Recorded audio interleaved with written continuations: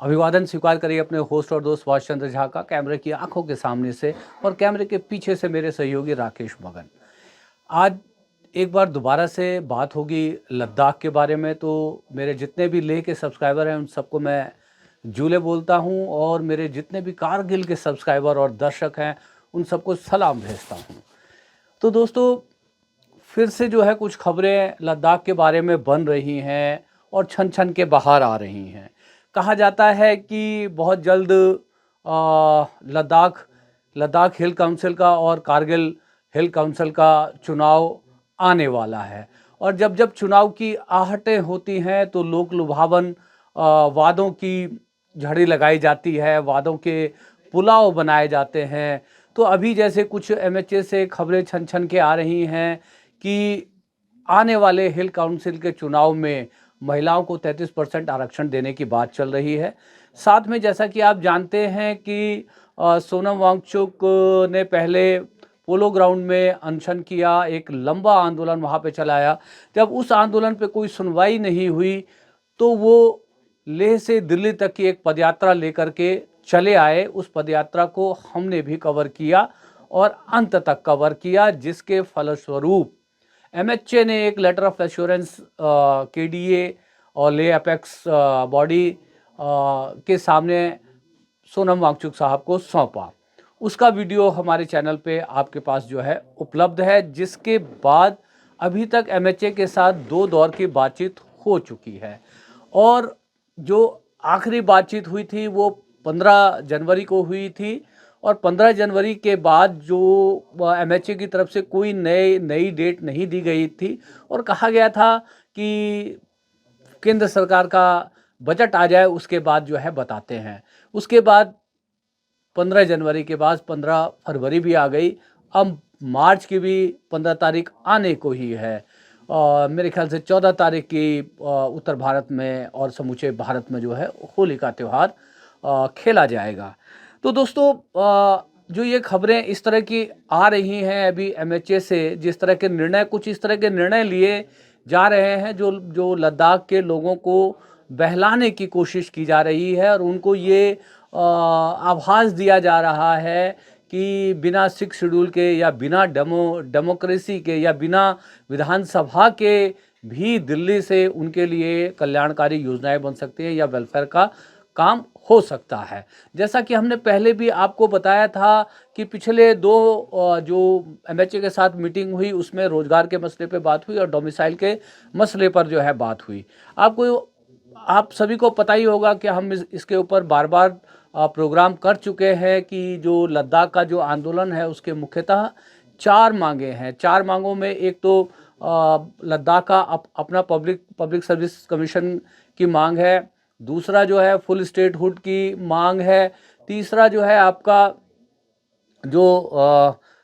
लेह और कारगिल को 2 अलग अलग लोकसभा क्षेत्र बनाए जाने का मांग है, और चौथा जो है 6 शेड्यूल का मांग है। और जैसा कि आप जानते हैं कि लोकसभा के इलेक्शन बीत चुके हैं। अगला लोकसभा का इलेक्शन जो होगा वो 2029 में होगा। तो इसलिए जो लेह और कारगिल को 2 लोकसभा की सीट बनाए जाने का मसला आगे भी जा सकता है। तो क्या अगले दौर में किस तरह की बातचीत तो वो हो सकती थी या होने वाली थी, यदि हम इसको गैस करें तो किसी को भी समझ में आएगा कि अगले दौर में जो बातचीत का जो भी मुद्दा होता है उसमें केडी और ले अपेक्स बॉडी निश्चित रूप से 6 शेड्यूल की मांग करती, क्योंकि 6 शेड्यूल के जरिए ही उनको वहाँ पर जो है मिनी लोकतंत्र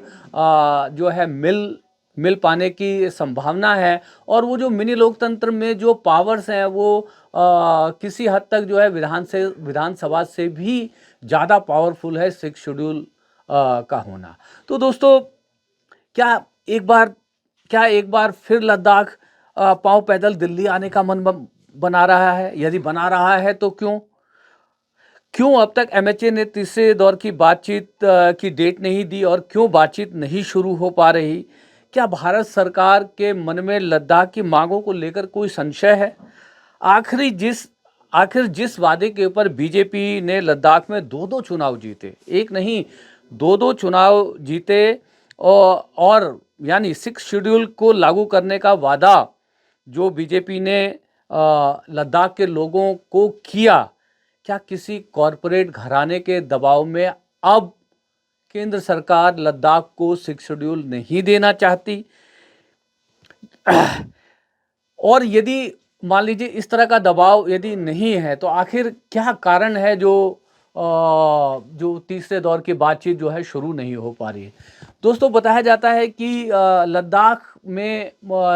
की जो भौगोलिक स्थिति है, एक तो बहुत फ्रेजाइल है, आपको पता है, और बहुत सारी जगहों पे लद्दाख में ऑक्सीजन की कमी होती है। यदि आप पर्यटन के दृष्टिकोण से भी जब भी आप यदि लद्दाख के क्षेत्र में जाएंगे, तो पर्यटन विभाग की एडवाइजरी है कि लेह में कम से कम 2 दिन पर्यटकों को वहाँ रुकना चाहिए। तब जाकर के उस 2 दिन रुकने के बाद वहाँ के एटमॉस्फेयर के साथ पर्यटक अपने आप को एक्लेमेटाइज यानी एडजस्ट कर पाते हैं। तो इतनी फ्रेजाइल कंडीशन है। और बताया जाता है कि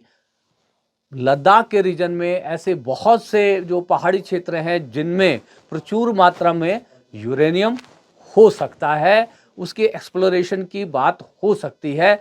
उसके बाद जो लद्दाख के रीजन की जो सूर्य की रोशनी है वो सबसे ज़्यादा प्योरेस्ट है, सबसे ज़्यादा शार्प है। इसलिए लद्दाख का जो क्षेत्र सोलर पावर के लिए बहुत ही मुफीद क्षेत्र है। और दोस्तों, 1-2 मेगावाट नहीं, 13,000 गीगावाट का जो सोलर प्लांट वहाँ पर लगाया जाना है, जिसके ऊपर बताया जाता है कि काम भी शुरू हो गया है। और लोग दबी जुबान में कहते हैं कि ये एक बहुत नामी गिरामी कॉरपोरेट घराने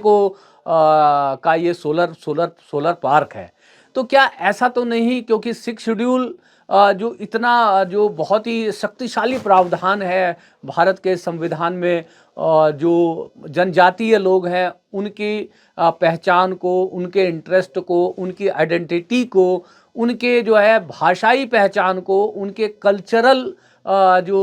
उनकी पहचान है उसको सुरक्षित करने के लिए जो 6 शेड्यूल में जो प्रावधान दिए गए हैं, उसके द्वारा जो कोई भी बाहरी व्यक्ति वहाँ के नेचुरल रिसोर्सेज यानी वहाँ के जो खनिज पदार्थ हैं या जितने भी उस क्षेत्र के नेचुरल रिसोर्सेज को बिना वहाँ के ऑटोनमस बॉडी जो बनती है, जो पहले भी आपको बताया गया था कि जिसमें 26 लोग चुनाव के द्वारा चुन करके आते हैं और 4 लोग राज्यपाल के द्वारा जो है नामित किए जाते हैं। बिना उनकी अनुमति के कंकड़ का एक टुकड़ा भी कोई बाहरी व्यक्ति नहीं उठा सकता। तो क्या इसके पीछे कुछ कॉरपोरेट घरानों का दबाव है, जिनकी निगाह लद्दाख के क्षेत्र में यदि यूरेनियम है तो उस यूरेनियम पे लगी है, और यदि वहाँ पर एक बहुत अच्छा और समृद्ध सोलर प्लांट लग सकता है तो वो सोलर प्लांट को लगाने के लिए जो है कॉरपोरेट घरानों का दबाव है, जो कि यदि 6 शेड्यूल के लागू हो जाने की स्थिति में इस तरह का कोई भी काम करने के लिए बिना वहाँ के लोगों की अनुमति के बिना ऐसा कोई भी काम नहीं हो सकता। तो दोस्तों, अभी हमने कल ही सोनम वांगचुक साहब का एक चैनल के साथ इंटरव्यू देखा, जिसमें जो है वो काफ़ी अपनी मतलब नाराज़गी व्यक्त करते हुए दिखे, और कहीं ना कहीं जो मतलब वो बताते हुए दिखे कि जिस तरह से ये बातचीत जो डिले हो रही है उसकी वजह से सरहदी क्षेत्र का ये जो लद्दाख जो हमारा क्षेत्र है, जो हमारे दो दुश्मन देश की सीमाएं जहाँ पर लगती हैं, वहाँ पर जो है फिर से दोबारा से बेचैनियाँ बढ़ रही हैं। दोबारा से लोगों के मन में संशय है, उबाल है कि जो केंद्र सरकार ने जो वादा किया था, क्या सरकार अपने वादे पर खरा नहीं उतरना चाहती, या कोई बहुत ऐसा वादा कर दिया जिससे उनको लगता है कि कुछ औद्योगिक घराने जो वहाँ के नेचुरल रिसोर्सेज के ऊपर अपना कब्जा जमाना चाहते हैं, उनको कहीं उनके रास्ते में ये 6 शेड्यूल यदि वो दे दिया गया तो कोई रुकावट बनकर जो खड़ी हो जाएगी। तो वहाँ पर सोनम वांगचुक एक बिल्कुल सीधा संकेत देते हुए दिख रहे हैं कि यदि ये बातचीत बहुत जल्द नहीं शुरू हुई और किसी निर्णायक मकाम पर यदि इसको जल्द से जल्द नहीं पहुंचाया गया तो दोबारा से लद्दाख में एक बड़ा आंदोलन खड़ा हो सकता है। वहाँ पे कारगिल के जो बड़े नेता हैं वो कारगिल डेमोक्रेटिक अलायंस के कान खींच रहे हैं कि बातचीत में देरी हो रही है, आप लोग सोए हुए हो। यहाँ पे लेह अपेक्स जो बॉडी है उसके अंदर भी जो है काफ़ी उबाल है, काफ़ी असंतोष है, रोष है, हताशा है, निराशा है कि तीसरे बातचीत की डेट क्यों नहीं मिल रही है। तो ये देखना होगा आने वाले समय में कि क्या लद्दाख में एक बार दोबारा से एक नया जन आंदोलन खड़ा होने वाला है, और वो जन आंदोलन क्या दोबारा एक बार पांव पैदल चलकर दुर्गम रास्तों से होते हुए, जैसा सोनम वांगचुक साहब ने कहा वोट बाय फीट, कि दोबारा एक बार पांव पैदल चलकर दिल्ली में पहुंचकर दिल्ली के हुक्मरानों को उनका किया हुआ वादा याद कराने के लिए आएगी, या उससे पहले ही जो केंद्र सरकार ने जो लेटर ऑफ एश्योरेंस दिया था केडीए और ले अपेक्स बॉडी के लोगों को, उस सारे वादों को पूरा करके लद्दाख के लोगों की समस्या का समाधान करवाएगी, उनको उनके ज़मीन का हक दिलवाएगी, उनके नेचुरल रिसोर्सेज के मैनेजमेंट उनके हाथों में देगी, उनका घर उनके द्वारा चलाया जाएगा, ना कि दिल्ली से चलाया जाएगा, ना कि लेफ्टिनेंट गवर्नर के डंडे से चलाया जाएगा। तो ये देखने वाली बात है कि क्या दोबारा से ये जो बेचैनियाँ हमारे सरहदी क्षेत्र लद्दाख में एक बार दोबारा से करवट ले रही है, सुबुगाहट दोबारा से ऐसा लग रहा है कि कहीं ना कहीं जो लेह अपेक्स बॉडी और जो केडीए है जिनके समन्वय से ये सारा आंदोलन चला, तो क्या दोबारा से लद्दाख के लोग एक बार फिर से जो है सड़कों पे आने की तैयारी कर रहे हैं, या सरकार जो है समय से इन सब बातों का संज्ञान लेकर के तीसरे दौर की बातचीत को आगे बढ़ाएगी, बातचीत की डेट देगी। तो ये दोस्तों ये छोटी सी बातचीत थी जो खबरें आ रही थी। अभी एक कैबिनेट की जो बैठक हुई उसमें कुछ लद्दाख से जुड़े जो मसलों के ऊपर महत्वपूर्ण निर्णय लिए गए हैं। और जिस तरह से जो सोनम वांगचुक साहब अपनी बातों में शेरों का खूब जो है प्रयोग करते हैं, तो नुक्ताचीनी की बात आई, नुक्ताचीनी जो है तो उसी के ऊपर गालिब का एक बड़ा ही मशहूर शेर रहा है, नुक्ताची है गमे दिल उसको सुनाए न बने, नुक्ताची है गमे दिल उसको सुनाए न बने, क्या बने बात जहाँ बात बनाए न बने। तो देखना होगा कि ये बात बनने वाली है या नहीं बनने वाली है, और नहीं बनने की सूरत में सोनम वांगचुक साहब का, लेह अपेक्स बॉडी का, कारगिल डेमोक्रेटिक अलायंस का और समूचे लद्दाख का क्या जो रुख होता है। एक बार क्या दोबारा से लद्दाख का पोलो ग्राउंड भरने वाला है? क्या एक बार दोबारा से सोनम वांगचुक पांव पैदल बहुत सारे लद्दाखियों के साथ दिल्ली की ओर कूच करने वाले हैं, या केंद्र सरकार इन सब बातों को जो है सुलझा लेगी? तो दोस्तों बातचीत कैसे लगी? यदि कुछ कमेंट करना चाहे तो कमेंट कर सकते हैं हमारे कमेंट बॉक्स में। और आपको लगा कि हमने यदि कोई मीनिंगफुल बात कही, तर्कसंगत बात कही, और तो इस वीडियो को ज़्यादा से ज़्यादा लोगों तक आप शेयर करके पहुंचाइए। ज़्यादा से ज़्यादा मैं तो कहता हूं कि लद्दाख के लोग तो अपनी समस्याओं को जानते ही हैं, बाकी रेस्ट ऑफ द इंडिया के लोग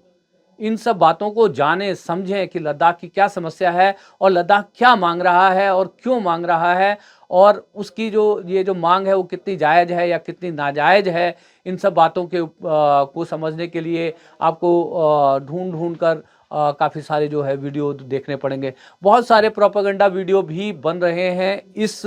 बातचीत को डिरेल करने के लिए। उसके बारे में हम पहले भी वीडियो में बात कर चुके हैं, और कितनी बार ही हमने देखा है कि सोनम वांगचुक साहब को डिफेम करने की कोशिश हुई है, मगर ये कोशिशें मुझको नहीं लगता कि लद्दाख के लोग कामयाब होने देंगे। एक बार दोबारा से आप सबसे जो है अपील करता हूं कि चैनल यदि हमारा सब्सक्राइब नहीं किया तो चैनल सब्सक्राइब कर लीजिएगा। आप सभी का दिन शुभ हो। एक बार दोबारा से सभी लद्दाख के लोगों को झूले कहता हूं, और मेरे कारगिल के सभी दर्शकों को सलाम भेजता हूं। हरे कृष्णा।